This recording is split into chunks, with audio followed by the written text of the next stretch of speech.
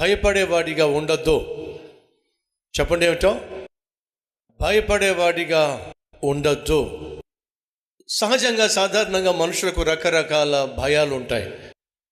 కొంతమంది ఎత్తైనటువంటి స్థలానికి వెళ్ళాలంటే భయపడతారు. కొంతమంది విమానంలో ప్రయాణం చేయాలంటే భయపడతారు. మరి కొంతమంది నీళ్ళంటే భయపడతారు. చెరువు దగ్గరకు కానీ, కాలువ దగ్గరకు కానీ, నది దగ్గరకు కానీ, సముద్రం దగ్గరకు కానీ వెళ్ళాలంటే భయపడతారు. మరి కొంతమంది లిఫ్ట్లో వెళ్ళాలంటే భయపడతారు. సడన్గా కరెంటు పోతే, చీకటి అలుముకుంటే కొంతమంది భయపడతారు. ఇలా రకరకాల ఫోబియాలు ఉన్నాయి, రకరకాల భయాలు ఉన్నాయి. కానీ బైబిల్ సెలవిస్తుంది ఏడో తెలుసా? భయపడకుడే అని చెప్పి. అలా ఎన్నిసార్లు లిఖించబడిందో తెలుసా? 366 సార్లు బైబిల్లో భయపడకుడి అని రాయబడి ఉంది. సంవత్సరానికి ఎన్ని రోజులు చెప్పండి? 365 రోజులు. మరి 366 సార్లు ఎందుకు ఉంది? 4 సంవత్సరాలకు ఒకసారి లీఫ్ ఇయర్ వస్తుంది. ఆ లీఫ్ ఇయర్లో 366 రోజులు ఉంటుంది. ఆ లీఫ్ ఇయర్లో ఫిబ్రవరి 29వ తారీఖు కూడా వస్తుంది.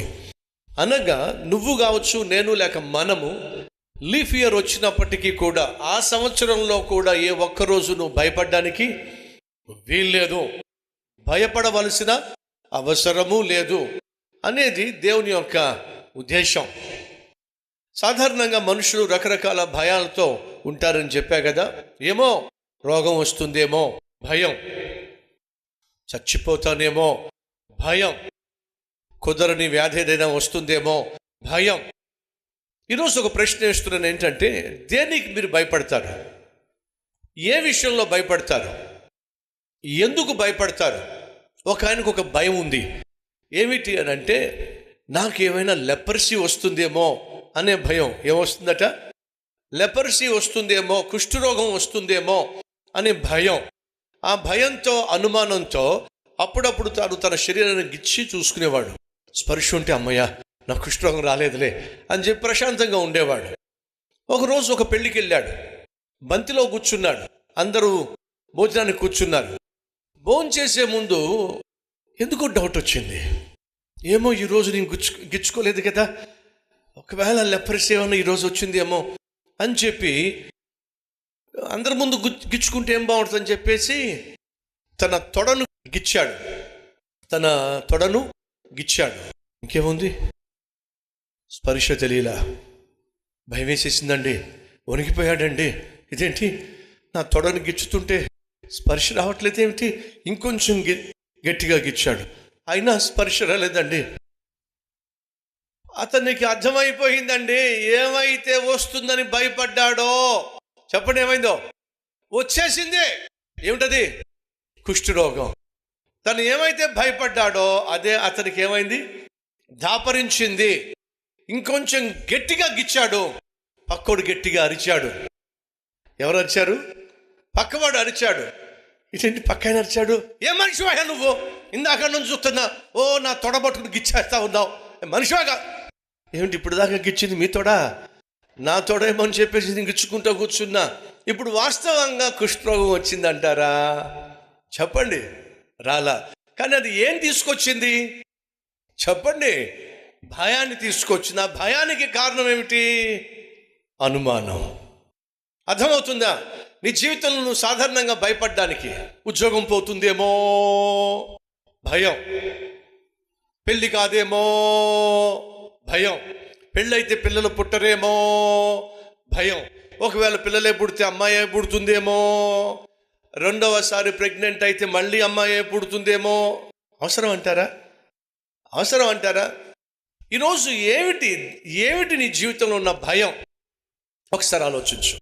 ప్రతి భయానికి దేవుడిచ్చే అభయము ఏంటో తెలుసా? భయపడకుడే, నేను నీకు తోడై ఉన్నాను. ఇది దేవుడు మనకిచ్చేటటువంటి అభయం. భయపడేవాడిగా ఉండొద్దు. విశ్వసించయ్యా, విశ్వసించమ్మా. విశ్వసిస్తున్నానన్న వారు మీ హస్తాన్ని ప్రభువు చూపిస్తారా?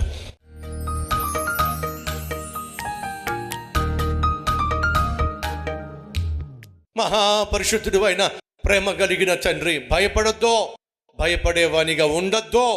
అని సూటిగా, స్పష్టంగా, శ్రేష్టమైన సందేశం ద్వారా ప్రతి ఒక్కరితో మాట్లాడినందుకు వందనాలు, స్తుతులు, స్తోత్రాలయ్యా. కొన్నిసార్లు మా జీవితంలో అన్నీ మాకు వ్యతిరేకంగా జరుగుతున్నాయి అని అనిపిస్తుంది, కానీ వాస్తవంగా జరుగుతున్నవన్నీ కూడా మమ్మలను ఒడ్డుకు చేర్చడానికే, మాకు క్షేమాన్ని ఇవ్వడానికే, మమ్మలను ప్రభువా సంతోషపరచడానికే వాటిని నువ్వు అనుమతించావనే వాస్తవం తెలియక అపార్థం చేసుకుంటూ వచ్చావు. నాయనా, మమ్మల్ని క్షమించాయా, మన్నించాయా. భయము లేకుండా, బెదురు లేకుండా, భీతి లేకుండా భద్రంగా ప్రతి ఒక్కరము నాయన నీ రెక్కల చోటున బ్రతికే భాగ్యము మా అందరికీ దయచేయమని యేసు నామం పేరట వేడుకుంటున్నాము తండ్రి. ఆమెన్.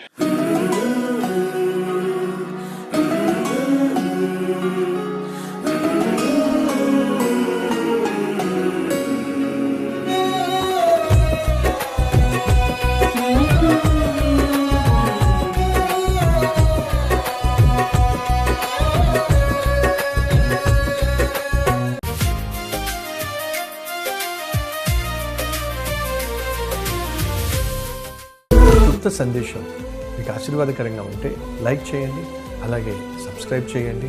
అంతేకాకుండా కామెంట్ పెట్టండి, 10 మందికి షేర్ చేయమని మనం చేస్తూ రేపు మళ్ళీ కలుసుకుందాం.